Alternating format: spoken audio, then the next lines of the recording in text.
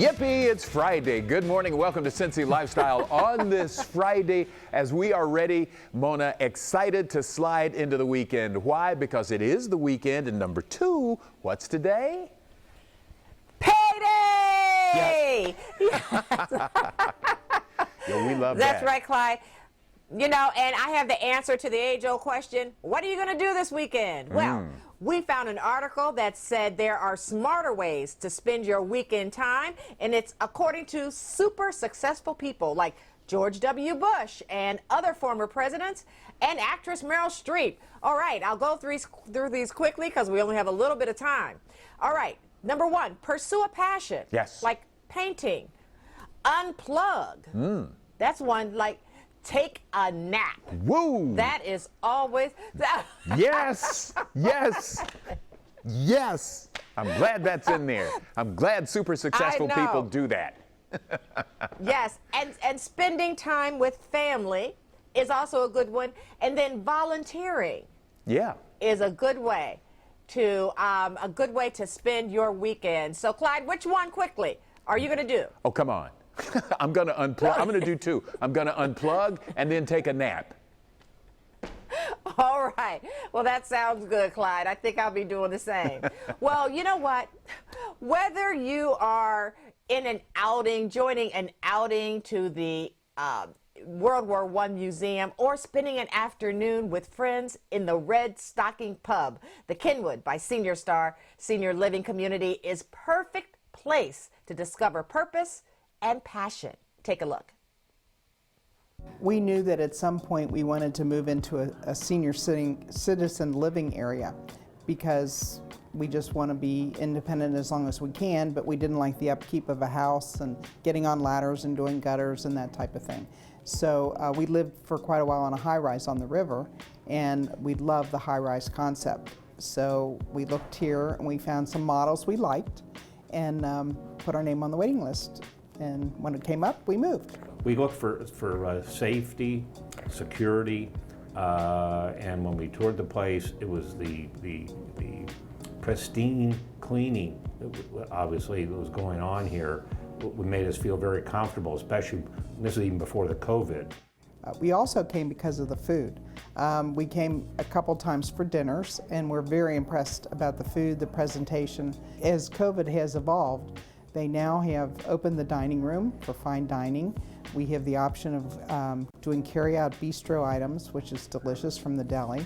And we can always have anything delivered all day long, 3 meals a day if you don't want to go out of your room. She always tells people it's a cruise ship on land. I'm stealing her comment with that. And it is. We've got a sheet telling us almost every hour things are going on. So I think we're both getting a very enriched environment here. From my own perspective, I love the Diane Shields lectures. That's a classic. Things I never learned, in my many years of education, I'm now being exposed to through that. And there's 1 or 2 movies essentially almost every day going on 7 days a week. They have happy hour several times a week down in the Marquee Theater. It brings people together and they can, interact with each other because everybody's in the same boat. During COVID, I'm the one that loves to do all the activities, and early on the activity department rose to the occasion. They provided virtual activities in the Marquee Theater. They had exercise with Arabella. They have Tai Chi for relaxation. They have piped in musicals. And you can Zoom it in your room or you can go down. You would be wearing your mask and be protected, but you could do all those activities. Well, since COVID, we've done things a little differently, but we've been very, very pleased with how the Kenwood has managed the COVID, and they've done things safely. We've invited friends to come in and move here, and they have, and we highly recommend the Kenwood. There hasn't been anything that hasn't been done with the appropriate safety precautions, compliant with those guidelines, because we know the repercussions that could occur. They have supported that, we have supported them, and we're very happy with how things have evolved, and look to have those things behind us in the very near future. And if you'd like to learn more about the Kenwood by Senior Star, visit online at kenwoodbyseniorstar.com or give them a call at 513-399-5953. Clyde? When it comes to Cincinnati recording studios, of course, everyone knows about King Records. But since 2011, a new studio in Cincinnati has been turning out music aplenty, and it's dedicated to making a new generation of stars. It's called Soulstep. And here now to talk with us about Soulstep Records is its owner and founder, Melvin Dillon. Melvin, thank you for being with us. My pleasure. Happy to be here. Indeed, indeed. So why Soulstep seems to have taken on as a mission turning out vinyl for artists. Why is that important? Yeah, for us, it's all about allowing artists to get their music on vinyl at no cost to them. Vinyl is such a expensive part of manufacturing, and when you think of all the things artists need to do on top of things, have a living and health insurance and things of that nature, us being able to come in, provide this opportunity for them, and for them to profit off of it with no cost to them is just incredibly important. And so why the focus on vinyl? You and I were discussing earlier, it's kind of the gold standard, right? Absolutely. I think anybody who really loves music in this streaming world, they want to have that physical connection to the music that they love. And there's something about having to flip the record, holding the LP jacket in their hands. It's so intimate. And for someone who's a big music fan like myself, it's just, it's an important piece. And so as you mentioned, you know, we're in the streaming world, but yet people, you say, want that physical connection with the piece of music. Yes, absolutely. They're, from the sound to the look, there's just something about vinyl. There's a reason that it hasn't ever completely gone away, and it's been wonderful to watch it grow over the past couple years. Well, and let's just point out the look of this vinyl isn't like the look that Allie had when she was young. Absolutely. No, it's different. Why is that important, do you think? Or is it just a thing? I think it's important to create something that's really engaging. These types of records, I think, is what would pull someone into maybe buying their first record. Sure. Then you're going to fall in love with the sound and everything else that comes along with the record. But there's something important about creating something memorable for the artist to help them be noticed, to help them grow. So it's also just a really fun creative outlet as well. Right quick, who are some of your big successes? Matt Duncan is probably our biggest artist. We've done 6 records with him. He's originally from Lexington, Kentucky, up in New York City now. We also do some work with a soul artist named Brian Owens from Missouri. We've done 2 records with him, Soul of Cash, which is a Johnny Cash covers record. All Really? soul, soul, soul. And then the last one we did with him was called Soul of Ferguson, which had Michael McDonald from the Doobie Brothers sing on it. How about so that? that was an unbelievable honor to be able to put out a record with that remarkable voice on it. Oh, I'll bet, absolutely. So right quick, where can people find out more about Soulstep and perhaps preview some of the stuff that you have available? www.soulsteprecords.com is the best place to go. We've got a great Instagram feed, Facebook page. We're active everywhere. We want to engage with people. We want to bring new people into the fold. So, yeah, absolutely. Come on over and see us, and we'll make some room for you. All right, this is absolutely great and a whole lot of fun. Melvin, thank you for being with us. My pleasure. Thank you. Absolutely. Well, when life throws you curveballs, you have a couple of different options. Well, you can take all that negative energy and internalize it, or you can create something good and positive out of the experience. And I'm telling you, the latter option is what an Ohio TV personality chose to do. And now he's spreading that message of hope and love. And joining me now to tell us more, I want to welcome Pete Scalia, a former newscaster, TV personality, and founder of PSNeverGiveUp. Thank you so much for joining us, Pete. Thanks for having me, Mona. It's, as a Cincinnati guy, it's great to talk to you this morning. Absolutely, absolutely. Well, Pete, tell us, what is PSNeverGiveUp and why you wanted to create it? Well, Mona, you talked at the top of the show about people saying you should find something you're passionate about in life, spend time with your family. Naps, as a recovering former morning news anchor, I can tell you are very important. But basically, my wife and I shared our journey on TV, social media, digital media, our journey with severe rheumatoid arthritis in my case, and infertility, and trying to start a family. And we were very open and public about that, sharing that on numerous platforms, and getting involved with the Arthritis Foundation, speaking with people on social media and different events. We found that there was a common theme throughout all of this, which is to never give up. And we were wondering what we could do to sort of take my broadcasting experience and interview experience and take that to the next level. So we're working on putting together a podcast, inspirational social media elements, and all across digital media to sort of bring it together and inspire others and tell other people's stories as well. I love that, Pete. I really do. So what are some of the things you think you'll talk about on your podcast? And do you have any guests that we might recognize? Well, actually, Mona, so when it comes to those never give up moments, right, that can be anything. It could be overcoming health issues, as I have in my life, or it could be maybe something in career or with family issues that people have always worked through. So we're going to be sharing the stories of some people you do know, some people you don't know. Through my career, I've been able to meet some really interesting people with fascinating stories. I'm actually planning a COVID-friendly road trip. I'm going to be emceeing a virtual gala for the LA Arthritis Foundation this weekend, actually. So I'm going to be doing a road trip across the country, talking to some people you do know from LA, but then other people that you don't know yet, who all have inspiring stories of never giving up. And we look forward to sharing those.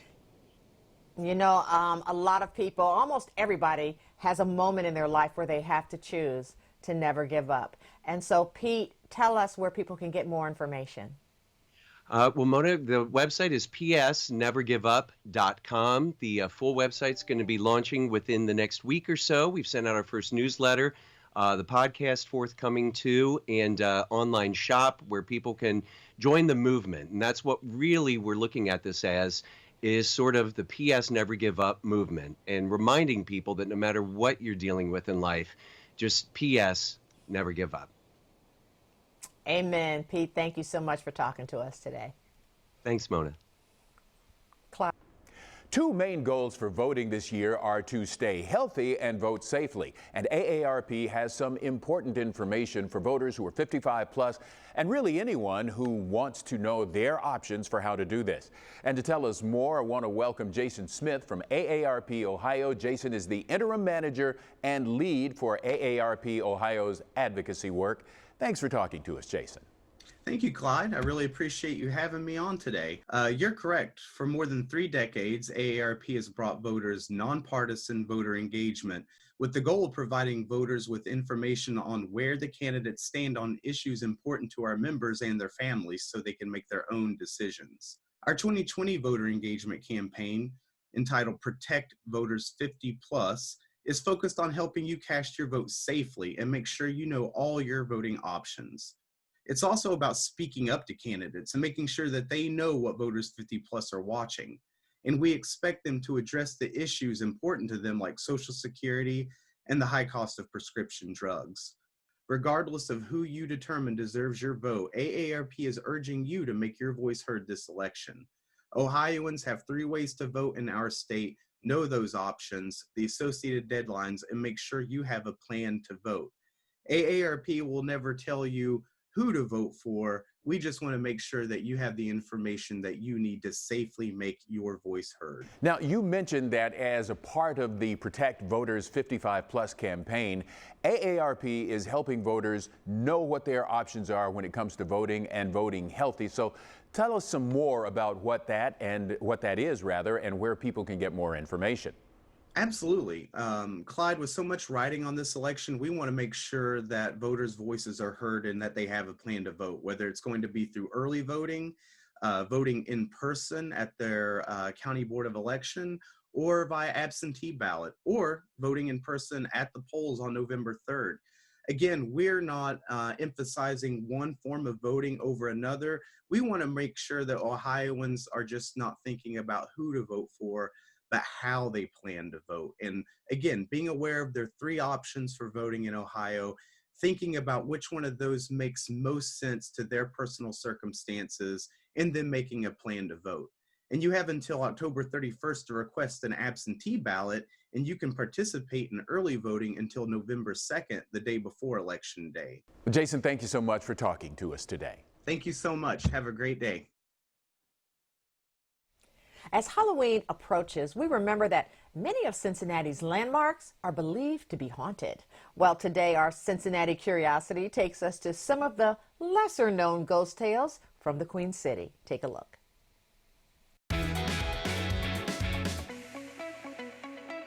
Westwood Town Hall has a very protective ghost who's been known for years as Wesley. Long ago, Westwood was an independent village with a small jail and a trusty jailer. Although Westwood was annexed to Cincinnati in 1894, the jailer stayed on as sort of a custodian, and it is said lingers today. Wesley makes sure that the doors are locked, and he moves furniture if the arrangement doesn't suit him. Wesley seems to hang out mostly in the town hall belfry overlooking the town square. The Cincinnati Observatory in Mountain Lookout has been devoted to strictly scientific activities for more than a century. Nevertheless, visitors report unusual phenomena ever since 1943, when the observatory director killed himself by hanging from a noose that he looped over the big telescope. Ghost hunters have visited and found nothing definitive. The staff is skeptical, but those rumors of ghostly doings persist. There are few places in Cincinnati more scenic than the gazebo in Eden Park, and yet many witnesses claim this delightful spot is haunted by a mysterious and spectral woman in black.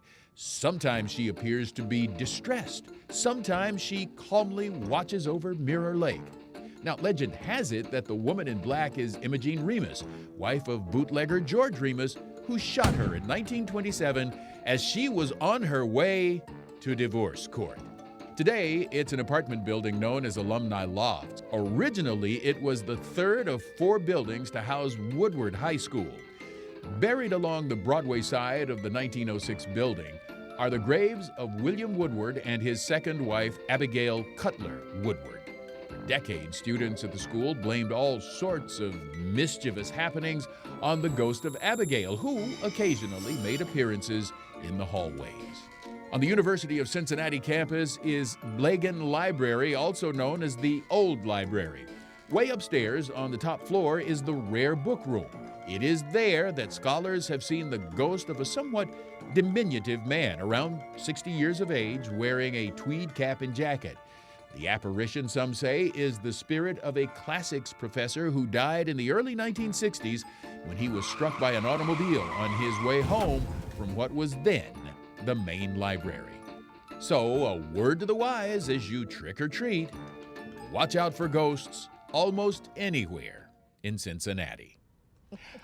And right now, let's welcome the master of haunts, the keeper of the curiosities, the one and only Greg Hand. Greg, always so good to have you here. Thank you. So, have you seen one of these apparitions? Actually, I was kind of connected to the one about the observatory. I happened to be doing some research and came across the fact that one of our astronomers had dispatched himself at the observatory, and one of the writers who was with me in the office was trying to call the observatory and got this very strange sound coming out of the phone, and we were trying to let people know that their answering machine was broken. Sure. And it turns out the answering machine wasn't even there. Ah. And it turned out that she was making this call on the anniversary of this guy's death. Oh. Wow. Oh, talk about your close encounter. I got some chills. Yeah. So, Okay, I've got to admit, the gazebo in Eden Park, one of my favorite places. There aren't many gazebos that are haunted. you but we are got one, absolutely huh? correct. Probably the only haunted gazebo in the United States, and it's a sign of how these legends develop. If there's a good story, and particularly if it's true, it's going to associate itself with a place. And so, yes, Mrs. Remus was actually shot. She wasn't shot at the gazebo, but it was close enough that people were saying, yes, she was shot near the gazebo, and that story has stuck for nearly a century now. All right, let's get back to UC in the library there. Right. Any other ghosts in that library? Now, the library itself is kind of spooky.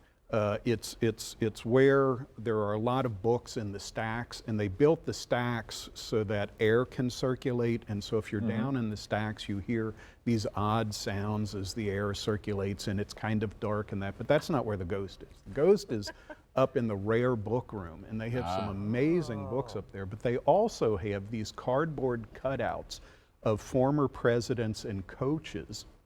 At commencement, they would put these cutouts out, and you could get your photo taken, arm around the president. And that.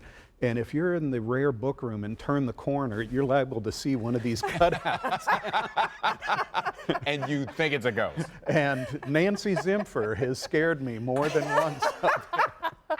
You know, Bob Huggins said the same. I'm sorry. Never mind. That was wrong. I'm sorry. That was wrong. You're sorry. And we love curiosity. So where can people get more information? Google Cincinnati Curiosities, and you will find me haunting the place. Greg, thank you so much. Thank you, Greg. All right, we'll be back with more Cincy Lifestyle on the other side of the break. Check us out on Facebook. Got all kinds of stuff on there for you to see. Stick around. We'll be right back.